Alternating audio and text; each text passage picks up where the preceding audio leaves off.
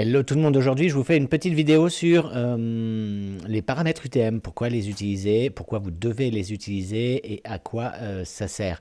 Deux choses, la première, j'ai fait un article de blog sur les paramètres UTM que vous retrouverez dans la description de cette vidéo si vous voulez prendre plus le temps de comprendre de quoi il s'agit. Et deuxièmement, j'ai fait une autre vidéo dont vous retrouverez la fiche, je ne sais jamais où elle s'affiche, à droite ou à gauche de cet écran, concernant l'absolue nécessité de connecter votre site internet aux outils Google le plus tôt possible. Je suis Edouard Delage, consultant digital. J'aide les entreprises à grandir grâce au web, que ça passe par leur site internet, donc création de site internet optimisé, ou par l'analyse du trafic et du comportement des visiteurs sur le site internet, donc beaucoup d'utilisation de Google Analytics, Google Data Studio et Google Search Console, ainsi que la gestion de campagnes publicitaires Google Ads et Facebook Ads. Alors pourquoi utiliser les paramètres UTM? Tout simplement, comme on va le voir dans une seconde, parce que il y a plein d'actions que vous allez faire sur le web dans lequel ça va générer du trafic sur votre site internet et dans vos outils d'analyse de données. Et ce trafic, on ne va pas savoir d'où il vient. Et ça va tomber dans ce qu'on appelle le référal ou le trafic direct, ou encore pour le cas de Facebook, on voit beaucoup de L.Facebook, M.Facebook et ainsi de suite. Et c'est du trafic grosso modo, du coup, qu'on peut appeler du trafic poubelle, parce que c'est du trafic qu'on ne peut pas tracer, et c'est absolument ce qu'on veut éviter. On veut pouvoir mesurer dans nos outils d'analyse, que ce soit Google Analytics et autres. On veut absolument savoir d'où vient le trafic, d'où viennent les moindres actions. Donc là, si on prend un petit exemple sur un compte Google, c'était pas ça, c'était là. Là, qu'est-ce que je vais avoir? Voilà, là j'ai du staff administrateur, ça c'est un paramètre UTM, je lui ai dit c'est du staff et c'est l'administrateur, donc je sais que c'est quelqu'un de mon équipe qui a ce lien qui vient ici. On n'est pas sur une grosse plage de temps, on est sur 3 janvier au 9 janvier. Donc, sinon, on a du PayPal référal. Bon, on voit que ça vient de PayPal. Sinon, un autre exemple, on a du Cherche, becovi.com référal. Et les trucs les plus criants, c'est quand même les l.instagram.com référal. Bon, on n'en a qu'un là. Mais si on monte dans des trucs un peu plus haut, et encore un peu plus haut, j'ai des gros référals qui peuvent me poser du problème. Voilà, j'ai 201 personnes qui viennent de Direct Non. Je sais pas d'où viennent ces personnes. Donc 201 personnes, c'est quand même pas rien. Ça a un impact. Facebook.com référal, 202 personnes. Je sais pas d'où ça vient de Facebook, d'accord, mais de quoi? D'une campagne publicitaire, d'un post sur une page Facebook. Ça vient d'où? Je sais pas. Donc ces paramètres UTM, ça va permettre de classer le trafic dans Google Analytics et donc d'arriver de mesurer au mieux nos actions sur le web. Si on prend mon article de blog, comme je vous l'ai dit, il est en description de cette vidéo, une URL, ça ressemble à ça. On a le domaine, je vous passe pas là-dessus, on a le sous-domaine, bref, on a le domaine et puis on a la suite. Dans le cadre d'un blog, c'est le blog page. Dans le cadre d'un e-commerce, ça va être catégorie product, un truc comme ça. Et avec des paramètres UTM, on a la même chose jusqu'ici, là, jusqu'où est ma souris. Et ensuite, on a un / point d'interrogation UTM source égale quelque chose et UTM campagne égale quelque chose et UTM medium, on va entrer dans les détails juste après. Voilà, et ça va permettre à Google Analytics et aux autres outils de classer. Alors ça implique un certain nombre de choses dans lesquelles je vais revenir un petit peu plus loin dans la vidéo. Ça implique d'avoir une grande rigueur une fois que vous mettez dans la nomenclature de vos paramètres UTM. Je vais vous expliquer comment faire et voilà. Parce que si un jour sur Facebook vous mettez Facebook paid et le lendemain vous mettez pub Facebook, vous allez vous retrouver ici avec du trafic qui va arriver sur une ligne là et du trafic sur une autre ligne et vous n'allez plus arriver. Donc ça demande une grande rigueur, mais c'est très puissant pour pouvoir mesurer vos paramètres, pour pouvoir mesurer vos actions sur le web. Alors comment créer des paramètres UTM? UTM. Eh bien, vous pouvez vous rendre sur cette adresse dont le lien sera en description, ga-dev-tools.web.app campaign URL builder. Et ça va vous donner un certain nombre de champs que vous allez remplir. Donc vous commencez par remplir évidemment l'URL de votre site internet, et vous avez des champs qui sont obligatoires, qui sont 3: le campaign source, le campaign medium et le campaign name. Les autres sont arbitraires. Enfin, arbitraires, ils sont pas obligatoires, alors que ces 3-là sont obligatoires. Ça va vous demander, vous allez trouver de tout et de rien sur internet. J'y ai quand même passé pas mal de temps. De tout et de rien, chacun sa méthode. Alors généralement la campagne source, ça va être pour dire Google, pour dire Facebook, pour dire Yahoo, pour dire Bing, ce genre de choses. C'est écrit ici, The Referrer. La campagne medium, c'est la campagne que vous faites. Est-ce que vous faites du CPC? Donc est-ce que c'est du coût par clic? Ça c'est plutôt du Google Ads. Est-ce que c'est du display avec des banners? Est-ce que c'est une campagne d'emailing? Mais je vais revenir plusieurs fois dans cette vidéo. Encore, c'est à vous de jouer. Et le nom de la campagne, pour quel produit vous faites cette campagne, ou quel code promo, ou pour quel slogan. Donc c'est vraiment arbitraire. Ne vous fiez pas trop au marketing, à ces descriptions. Et vous allez, je sais très bien que vous allez le faire. Là, vous avez une description de campagne de ce que c'est. Donc je vous invite à lire ça. Mais pour l'avoir fait, pour avoir vu beaucoup de clients le faire, vous allez chercher sur Google comment les paramètres UTM. Il n'y a pas, enfin moi en tous les cas, j'ai pas trouvé de règle d'or. C'est testé. On va passer juste après sur le suivi des paramètres UTM et l'importance de la nomenclature de vos paramètres UTM. C'est-à-dire qu'une fois que vous avez trouvé, au début vous le faites sur du petit trafic, vous jouez un petit peu sur du petit trafic. Quand vous aurez pris de l'expérience, vous saurez, moi maintenant pour mes clients, je sais exactement quels paramètres mettre et j'ai ma nomenclature qui est prête. Mais quand vous démarrez, testez un petit peu, et dès que vous avez dès que vous avez mis des paramètres UTM, dans les 2-3 jours qui suivent, vous allez vérifier dans Google Analytics comment ça ressort et comment ça se classe. En gros, ça se classe dans les sources support. Dans les dimensions secondaires, vous pouvez mettre donc soit source, soit support. Dans les publicités Facebook, j'utilise le contenu, par exemple, contenu d'annonce. Et dans le contenu d'annonce, qu'est-ce que je vais avoir pour Google CPC? Évidemment, c'est Note 7. Mais par exemple, pour une campagne Facebook, Titon Broad, c'est l'ensemble de publicités. Et Photo Titon Page Interne, c'est le nom d'une publicité, c'est le contenu d'annonce. Et ça, le contenu d'annonce, Campaign Content, c'est celui-ci. Donc voilà, donc ça demande à ce que vous jouiez avec ça. Mais une fois que vous avez renseigné ces paramètres UTM, on redescend. Je vais peut-être le recharger. Ah non, je l'ai là. Il nous génère le lien URL que vous allez mettre dans alors soit votre publicité Facebook, soit dans votre campagne d'email. Vous mettez ce lien plutôt que de mettre le simple lien de destination de la page.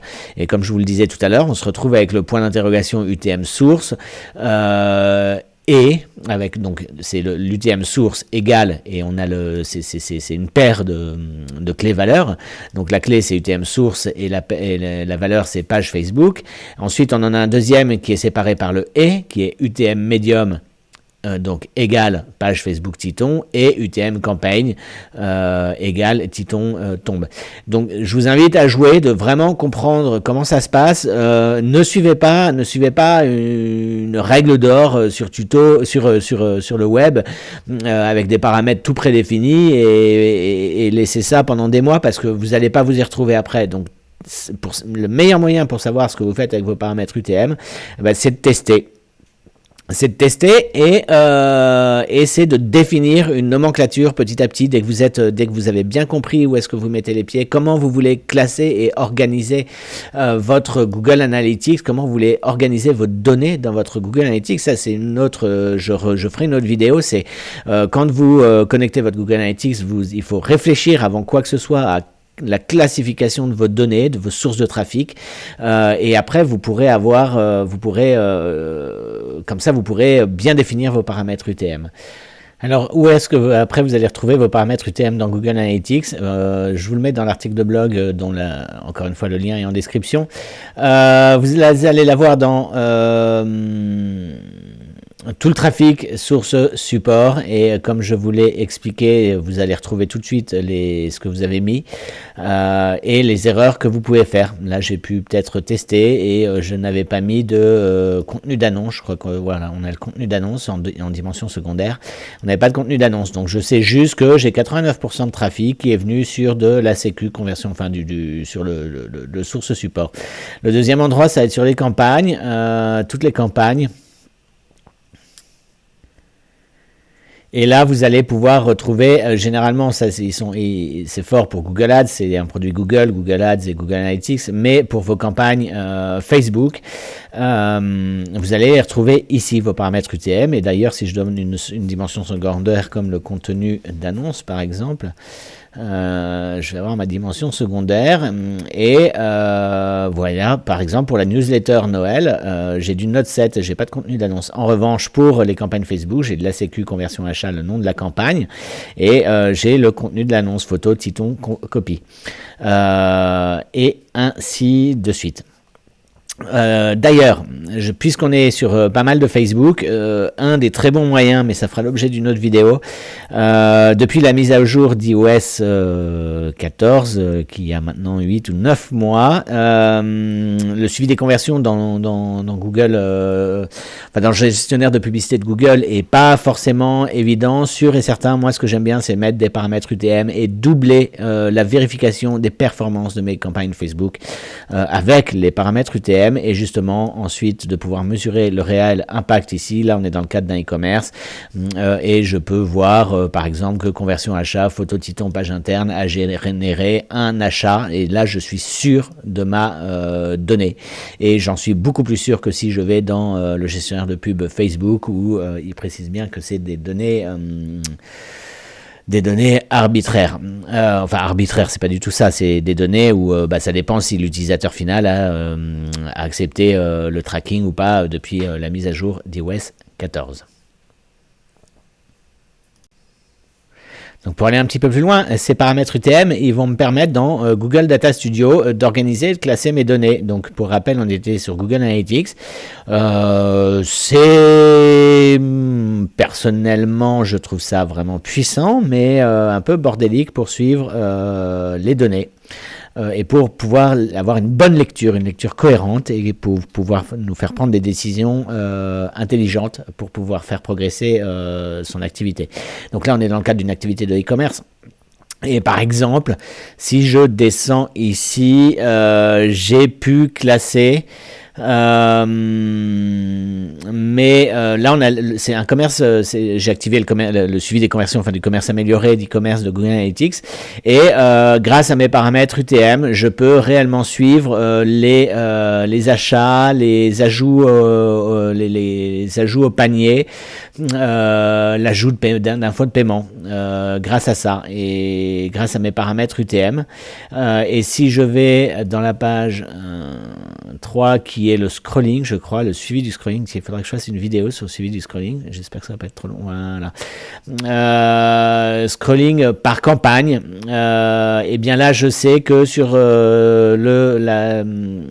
là-dessus, alors c'est dommage, j'aurais dû préparer ça un petit peu mieux, sur une campagne sur Facebook qui s'appelle Facebook ACQ achat, et dont la source c'est Facebook pour un produit, et le contenu d'annonce c'est je vais pas mettre la suite, mais c'est ça. Je sais qu'il y a eu un engagement avec un scroll à 50% de 15%, un scroll à 100% de la page, il n'y en a que 3%, et ça me permet comme ça de savoir que via cette campagne, cet ensemble de publicités et cette publicité précisément, le taux de scroll sur ma landing page, et donc de mesurer la performance et de prendre des décisions par la suite. Donc voilà, d'où l'importance, ça pourrait faire l'objet d'une conversation de d'une longue vidéo et ça fera d'autres vidéos, mais les paramètres UTM, ça permet de classifier et de ranger ces data et ces sources de trafic dans les outils d'analyse et ensuite de pouvoir analyser via Google Tag Manager la définition d'objectifs précis et bien comment ces objectifs sont réalisés, est-ce que nos stratégies sont cohérentes ou pas. Donc vraiment c'est important. Donc du coup, je vous parlais un peu plus tôt dans cette vidéo que c'était extrêmement important d'avoir des bonnes nomenclatures et d'avoir un bon suivi de vos paramètres UTM. Donc voilà, ça c'est ma méthode à moi. Il n'y a aucune méthode, trouvez votre solution pour pouvoir tester. Mais en tous les cas, c'est d'avoir un historique de ce que vous faites. Donc par exemple, j'avais une campagne Facebook ici en bas à gauche qui s'appelait ACQ Conversion Achat. Donc on a le nom de la campagne. Là-dessus, j'avais pas mal d'ensemble de publicités, d'adset et de publicités pour différents produits. Donc, j'ai une colonne nom de la campagne, nom de l'ensemble de publicités, nom de la publicité pour que je me souvienne ce que c'est. Et ensuite, quand j'ai publié la publicité, je lui mettais ses paramètres UTM source. Je ferai une autre vidéo pour vous dire comment on met ces paramètres dans le gestionnaire de publicité de Facebook. Mais c'est franchement pas très compliqué, c'est au niveau de la publicité en elle-même. Et ensuite j'ai une colonne pour la source de la campagne, l'UTM médium, le moyen utilisé, l'UTM campagne, le nom de la campagne, le contenu de la publicité. Comme vous pouvez voir, il y a des publicités donc que j'ai arrêtées là et je remets à chaque fois ce que j'ai mis dans le gestionnaire de publicité pour me souvenir et pour pouvoir récupérer ensuite dans Analytics ce à quoi ça correspond. Donc voilà un petit peu l'idée. Vous devez faire ça, et c'est ce qui va vous permettre d'avoir une bonne hiérarchie. Alors là, c'est uniquement pour de la pub Facebook, mais vous pouvez faire de même. Tiens, là, je l'ai fait pour page Facebook, je sais plus ce que j'ai mis, parce que je n'y vais pas là-dessus. Alors, à chaque fois que je poste quelque chose, c'est comme quoi je ne poste pas beaucoup de choses, en tout cas sur ce compte-là. Donc, j'ai un post, et là, par contre, c'est page Facebook. Alors que quand on vient dans quand on revient dans ici, je sais que la source de la campagne c'est du Facebook. Ensuite, l'adset name, je sais que je peux que je m'en souviens. Alors ça c'est propre à Facebook, hein. Mais si je reviens ici, donc l'UTM source c'est Facebook, le medium c'est l'adset name et je sais ce que c'est. Tandis que si on va sur la page Facebook, je fais bien la différence avec le source de la campagne, c'est page Facebook. Alors que quand on est dans Facebook ici, la source c'est Facebook.